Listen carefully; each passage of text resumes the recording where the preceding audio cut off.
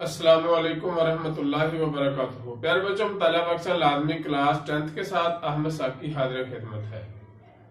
ہم نے تیسرا چیپٹر پاکستان کی معاشی ترقی شروع کر رکھا ہے اور بورڈ پیپر پیٹرن کے مطابق اس کا پہلا حصہ یعنی کثیر الانتخابی سوالات کے 3 لیکچرز اور 3 ویڈیو ہماری مکمل ہو چکی ہیں۔ آج انشاءاللہ العزیز ہم بورڈ پیپر پیٹرن کے مطابق اس کا دوسرا حصہ یعنی مختصر سوالات و جوابات کی طرف بڑھ رہے ہیں۔ آج انشاءاللہ العزیز پہلے لیکچر اور پہلی ویڈیو میں 1 تا 10 مختصر انتہائی اہم سوالات انشاءاللہ العزیز حل کریں گے۔ پیارے بچوں، میرے اس چینل کو سبسکرائب کر لیں، ساتھ لگے گھنٹے کے بٹن کو دبانا مت بھولیں تاکہ میرا ہر لیکچر بر وقت آپ تک پہنچتا رہے۔ تو آئیے چلتے ہیں آج کے مختصر سوالات کی طرف۔ پیارے بچوں، آج کا پہلا سوال ہے معاشی ترقی کی تعریف کریں۔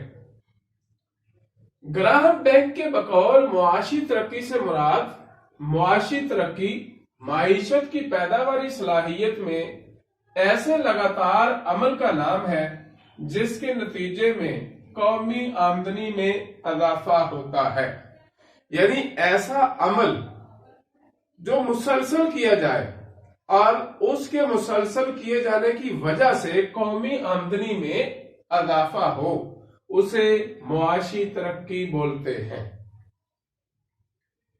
میرے بچوں، ایک تو ہے سمپلی معاشی ترقی، اشیاء و خدمات کی پیداوار میں اضافے کا نام معاشی ترقی ہے، اور ایک ہے گراہم بینک کے بقول، یعنی گراہم بینک کے الفاظ میں معاشی ترقی کیا ہے۔ تو گراہم بینک کہتا ہے کہ معیشت کی پیداواری صلاحیت میں ایسے لگاتار عمل کا نام معاشی ترقی ہے جس کے نتیجے میں قومی آمدنی میں اضافہ ہوتا ہے۔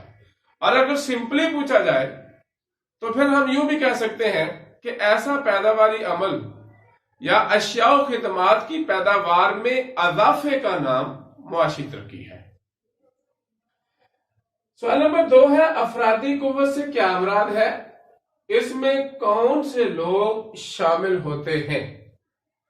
پیارے بچوں، افرادی قوت سے مراد مزدور طبقہ یعنی لیبر فورس ہے، یعنی جو لوگ کام کرنے والے ہیں۔ اب کام کرنے والے سے مراد صرف دیہڑی دار نہیں ہے، ایک افسر، ایک انجینئر، ایک ڈاکٹر، ایک سول ملازم یا کوئی بھی جو کام کرتا ہے، برسر روزگار ہے یا بے روزگار ہے، وہ 16 سال کی عمر سے ابو ہے، وہ افرادی قوت میں شامل ہے۔ جن کی عمر 16 سال یا اس سے زیادہ عمر کے وہ افراد جو کمانے کے اہل ہوں، البتہ اس میں برسر روزگار بے روزگار دونوں طرح کے افراد شامل ہیں، یعنی وہ افراد جن کی عمر 16 سال سے زیادہ ہے، کماتے ہیں یا نہیں، برسر روزگار ہیں یا نہیں، مگر کمانے کے اہل ہیں، روزگار حاصل کرنے کے اہل ہیں، تو یہ افرادی قوت میں شامل ہے۔ سوال نمبر 3 ہے دفاعی صنعت سے کیا مراد ہے؟ پیارے بچوں، پاکستان کی دفاعی صنعت بہت پرانی اور اہم ہے اور ملکی ضروریات کے مطابق اسلحہ، گولہ بارود اور دیگر دفاعی سامان تیار کرتی ہے۔ مثلا خالد ٹینک ہے، یہ پاکستان کا انتہائی مضبوط دفاع ہے۔ اسی طرح 17 تھنڈر طیارے ہیں، 17 تھنڈر جو ہے وہ ہم نے طیارے بنائے ہیں جو اس وقت انتہائی ماڈرن اور لیٹسٹ طیارے ہیں۔ اسی طرح باقی اسلحہ جو ہے اس میں heavy mechanical complex Taxila, Pakistan ordnance factories Wah Cantt اور ہیوی انڈسٹریز ٹیکسلا شامل ہیں۔ تو میرے بچوں، یہ ہے ہماری دفاعی صنعت جس میں اسلحہ بنتا ہے، گولہ بارود بنتا ہے، ٹینک بنتا ہے۔ اسی طرح ہمارے اور بہت سارے یعنی دفاعی سامان جس میں ہمارے طیارے ہیں فضائیہ کے، یعنی جنگی جہاز ہیں، ٹینک ہیں، توپ ہیں، واکنٹ اور ٹیکسلا وغیرہ میں اس کی فیکٹریز موجود ہیں، اور یہ ہماری دفاعی صنعت ہے۔ سوال نمبر 4 ہے پاکستان کی 5 رابطہ انہار کے نام لکھیں۔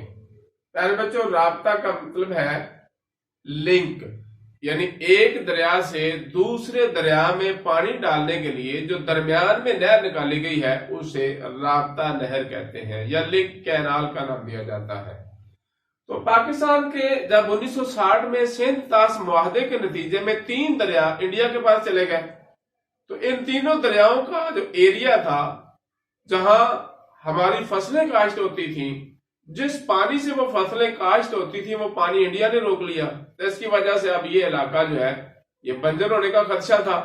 لہذا ہم نے ایک سندھ طاس منصوبہ بنایا جس میں ہم نے 7 رابطہ نہار بنائی اور ان رابطہ نہار کے ذریعے سے ہم نے ان دریاؤں کے پانی کی کمی کو پورا کیا۔ تو پیارے بچوں، رابطہ نہار میں چشمہ جہلم ہے، رسول قادرآباد ہے، یعنی یہ جو ہے ہیڈ بنائے گئے ہیں اور وہاں پانی کو روک کر وہاں اس کی ڈویژن کی گئی ہے۔ جس علاقے کو جتنا پانی چاہیے اتنا اس علاقے کو پانی دیا گیا ہے، یا جس علاقے کو نہیں چاہیے وہاں وہ پانی روک کر ڈویژن کی گئی ہے۔ رسول قادرآباد ہے، قادرآباد بلوگی ہے، یعنی چشمہ سے نکال کر جہلم تک، اور رسول سے نکال کر قادرآباد تک، قادرآباد سے نکال کر بلوگی تک، اور بلوگی سے سلمان کی تک، اور ترمو سے ستنائی تک۔ تو یہ 2 بیراج یا ہیڈ کہہ لیں، ان میں پانی جو ہے وہ پہنچایا گیا ہے اور وہاں پانی کو روک کر وہاں اس کی ڈویژن کی گئی ہے، اس کی تقسیم کی گئی ہے۔ جس طرح پانی کی ضرورت ہے اس طرف پانی کو چھوڑ دیا گیا ہے اور باقی پانی جو ہے وہ اس کو بند کر دیا گیا ہے۔ تو پیارے بچوں، یہ ہے ہماری 5 رابطہ انہار۔ سوال نمبر 5 ہے، پاکستان میں غیر ملکی سرمایہ کاری کے کم ہونے کی اصل وجوہات کیا ہیں؟ غیر ملکی سرمایہ کار کیوں پاکستان کا رخ نہیں کر رہے؟ بچوں، توانائی کے ذرائع کا ناکافی اور مہنگا ہونا۔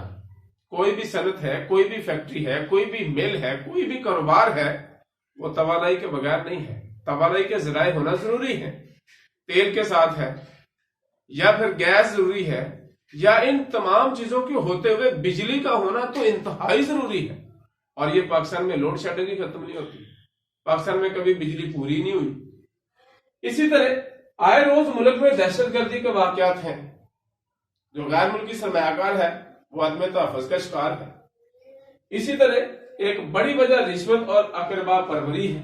پاکستان کے اندر رشوت کا نظام چلتا ہے جس کی وجہ سے سرمایہ کار جو ہے وہ پاکستان کا رخ نہیں کر رہا۔ اسی طرح ایک اور بڑی وجہ شرح خواندگی کے کم ہونے کی وجہ سے عدم تحفظ بھی غیر ملکی سرمایہ کاری کے کم ہونے کی بڑی وجہ ہے۔ پاکستان کے اندر شرح خواندگی بہت کم ہے جس کی وجہ سے لوگ ناواقفیت کی وجہ سے، علم نہ رکھنے کی وجہ سے بہت سارے ایسے غلط اقدام اٹھا جاتے ہیں کہ جو سرمایہ کار ہے اسے اپنا سرمایہ ڈوبنے کے خطرات پیدا ہوتے ہیں، تو وہ کبھی بھی اسے کا رخ نہیں کرتے۔ تو پیارے بچوں، یہ وجوہات ہیں پاکستان میں غیر ملکی سرمایہ کاری کے کم ہونے کی۔ سوال نمبر 6 ہے، حکومت پاکستان نے معاشی ترقی کو تیز کرنے کے لیے منصوبہ بندی کب کی؟ یعنی معاشی ترقی کو تیز کرنے کے لیے پلاننگ اور منصوبہ بندی کب کی؟ حکومت پاکستان نے معاشی ترقی کو تیز کرنے اور درپیش رکاوٹوں کو دور کرنے کے لیے 1952 میں منصوبہ بندی اور ترقیاتی بورڈ اور 1953 میں منصوبہ بندی کمیشن قائم کیا۔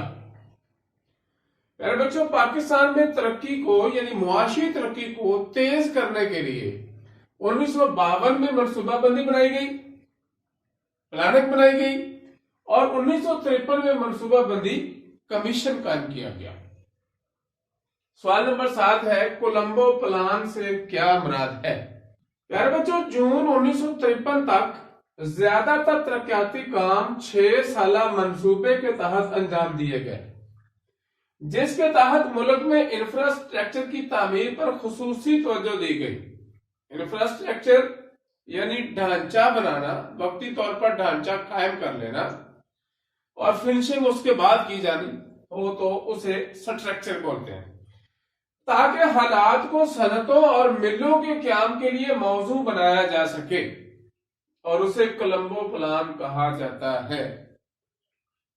پیارے بچوں، جون 1953 تک زیادہ تر ترقیاتی کام 6 سالہ منصوبے کے تحت کیے گئے اور اس 6 سالہ منصوبے میں انفراسٹرکچر کی تعمیر پر خصوصی توجہ دی گئی۔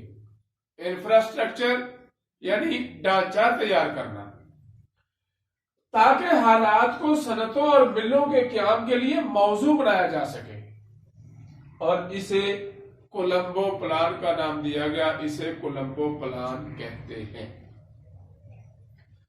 سوال نمبر 8 ہے خام قومی پیداوار یعنی جی ڈی پی سے کیا مراد ہے؟ جی ڈی پی سے کیا مراد ہے؟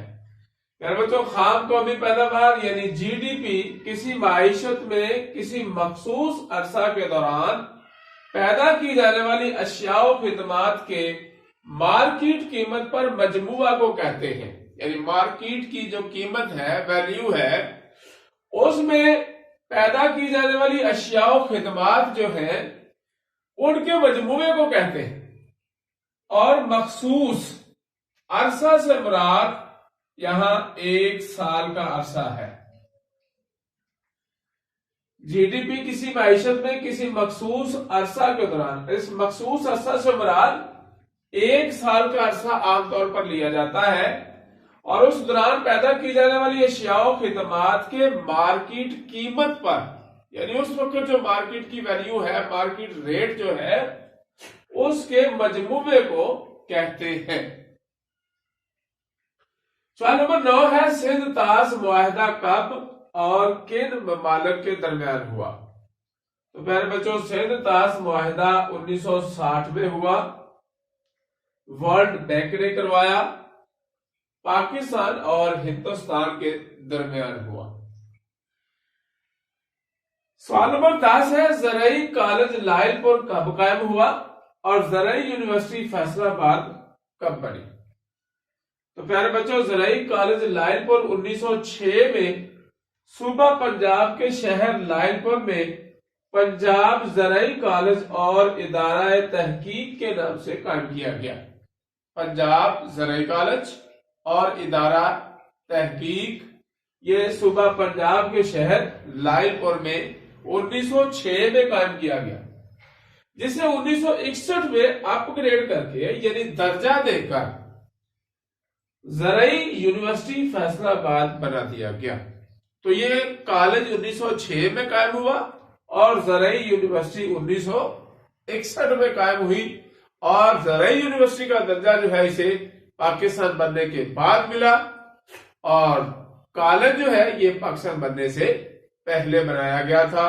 تو 1906 میں کالج اور 1961 میں زرعی یونیورسٹی فیصلہ آباد قائم ہوئی۔ میرے بچوں، یہ تھے آج کے پہلے لیکچر کے 10 سوالات جو انتہائی اہم، بڑے امپورٹنٹ ہیں۔ امید ہے کہ انشاءاللہ العزیز پہلے اسباق کی طرح، پہلے لیکچرز کی طرح آپ آسانی سمجھ چکے ہوں گے۔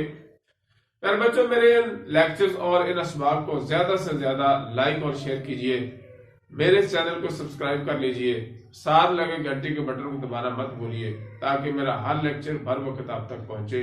السلام علیکم ورحمۃ اللہ وبرکاتہ۔